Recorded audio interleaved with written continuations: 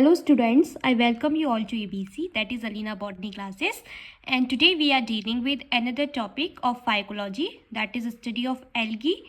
So that is कारा. आज हम एक एल्गी पढ़ेंगे जिसका नाम है कारा. वीडियो में हम कारा के जनरल फीचर्स के बारे में पढ़ेंगे. नेक्स्ट वीडियो में हम इसका एसेक्सुअल रिप्रोडक्शन और उसके नेक्स्ट वीडियो में सेक्सुअल रिप्रोडक्शन पढ़ेंगे कारा का. सो 3 वीडियोस में ये जो टॉपिक है एल्गी कारा ये कंप्लीट हो जाएगी. तो चलो अपना टॉपिक स्टार्ट करते हैं बच्चों. सो देखो बच्चों, कारा का अगर जनरल फीचर्स स्टार्ट करने से पहले हम इसका सिस्टमैटिक पोजीशन पढ़ लेते हैं. सो इसकी क्लास है क्लोरोफाइसी. क्लोरोफाइसी कौन सी क्लास होती है? जिसमें ग्रीन पिगमेंट प्रेजेंट होते हैं. ग्रीन कलर वाली जो एल्गी होती है उसको क्लोरोफाइसी क्लास बोलते हैं. Order is Charales, family is Characeae and genus is Chara. ठीक है, जीनस इसका कारा हो जाएगा. कारा हैज टोटल ऑफ 188 स्पीसीज. जो कारा है उसकी टोटल 188 स्पीसीज जो हैं बच्चों वो पाई जाती हैं, जिसमें से जो 30 स्पीसीज हैं वो इंडिया में पाई जाती हैं. और हम कारा को क्या बोलते हैं? स्टोन वर्ड्स बोलते हैं. This is very very important कि स्टोन वर्ड किसका नाम है, तो स्टोन वर्ड नाम है कारा का. जो प्लांट बॉडी होती है कारा की, उसके पास कैल्शियम प्रेजेंट होता है और मैग्नीशियम कार्बोनेट प्रेजेंट होता है. That's why Chara is known as stonewort, specially on the plant growing in heavy water. Specially उन प्लांट्स पे जो कि हैवी वाटर में ग्रो करते हैं. सो इसलिए जो प्लांट होते हैं वो उनकी जो ग्रोथ होती है वो स्ट्रेंथन होती है, और इसलिए हम इनको क्या बोलते हैं? स्टोनवर्ट्स बोलते हैं, because of the deposition of calcium and magnesium carbonate. Okay, on the plant body of Kara, that's why Kara is known as stoneworts.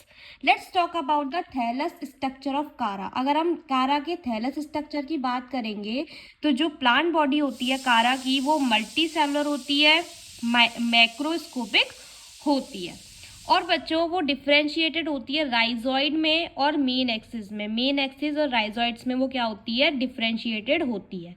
सो जो राइजॉइड्स होते हैं बच्चों, आपको पता होगा कि राइजॉइड जो होते हैं वो रूट लाइक स्ट्रक्चर्स होते हैं और मेनली उनका काम एडजप्शन का ही होता है.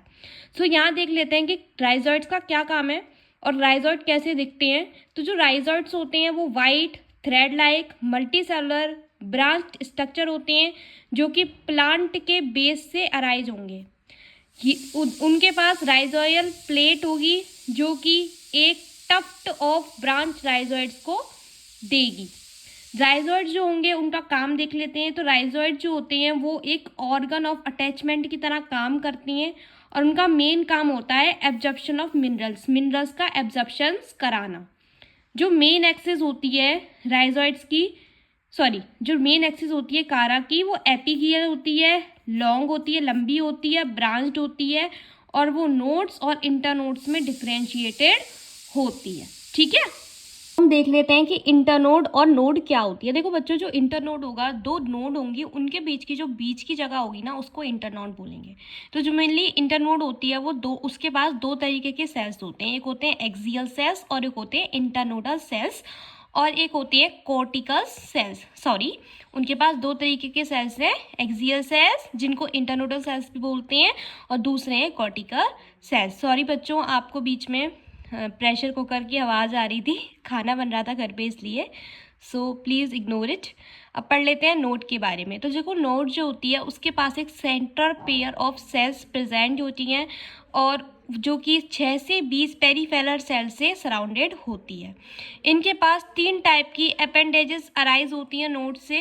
तो जो नोड होगी ना उसके पास 3 तरीके की अपेंडेजेस होती हैं जो कि नोड से निकलती हैं.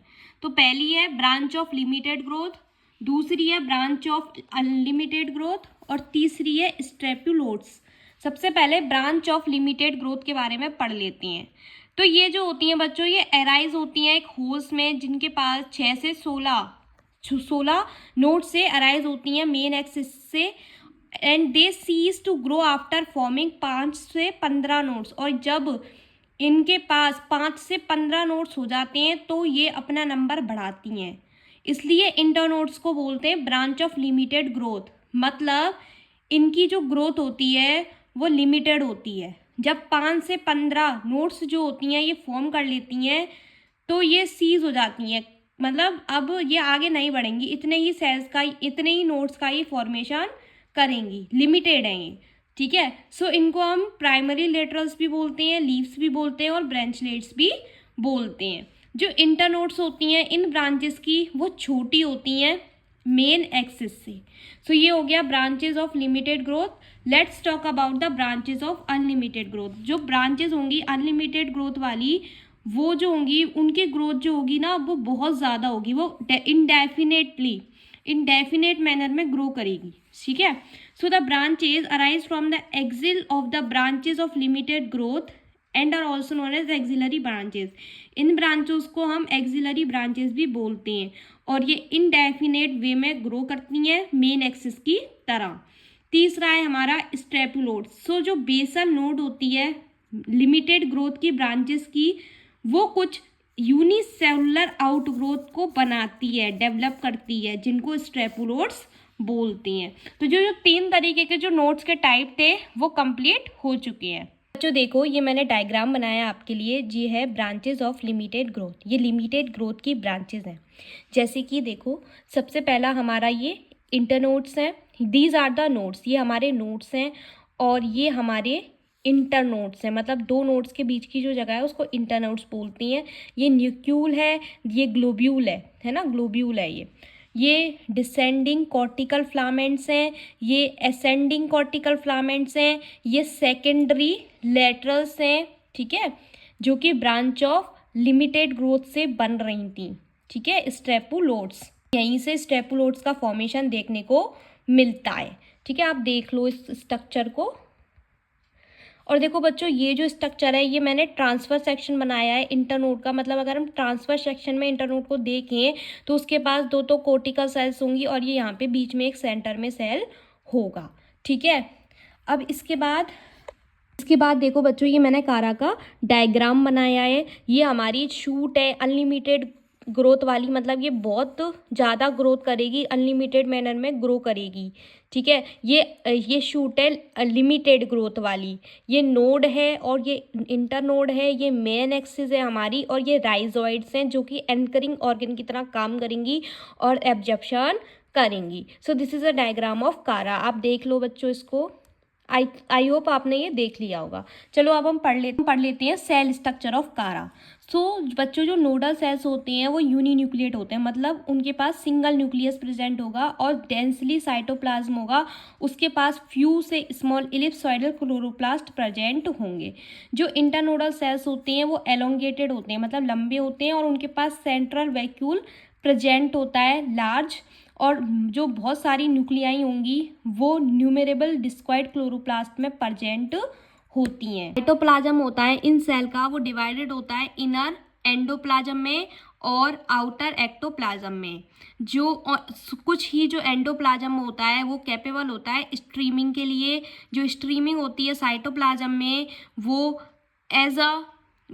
ऑल्टरिंग कॉन्ट्रैक्शन की वजह से होती है, और जब प्रोटीन फिब्रिल जो होती हैं वो उनका एक्सपेंशन हो जाता है, वो एक्सपेंड हो जाती हैं, उसकी वजह से स्ट्रीमिंग देखने को मिलती है, जो कि सेल वॉल के अंदर रिमेन रहती है, मतलब फिक्स्ड रहती है। इसी वजह से जो एंडोप्लाज्म होता है वो स्ट्रीमिंग करने में कैपेबल होता है। So this is all about the cell structure and general characteristics of Chara. हम अपनी नेक्स्ट वीडियो में रिप्रोडक्शन पढ़ेंगे, जिसमें हम वेजिटेटिव रिप्रोडक्शन पढ़ेंगे कारा में कैसे होता है, और वो पार्ट 2 होगा। उसके बाद सेक्सुअल रिप्रोडक्शन हो जाएगा और 3 वीडियो में कारा भी कंप्लीटेड हो जाएगा। अगर आपको कोई डाउट है इस वीडियो में तो आप प्लीज़ कमेंट कर देना और अपने दोस्तों के साथ भी शेयर कर देना। ठीक है, और प्लीज़ चैनल को सब्सक्राइब कर लो और लाइक कर लो और कमेंट कर लो एंड प्लीज़ शेयर भी कर लो। चलिए बाय।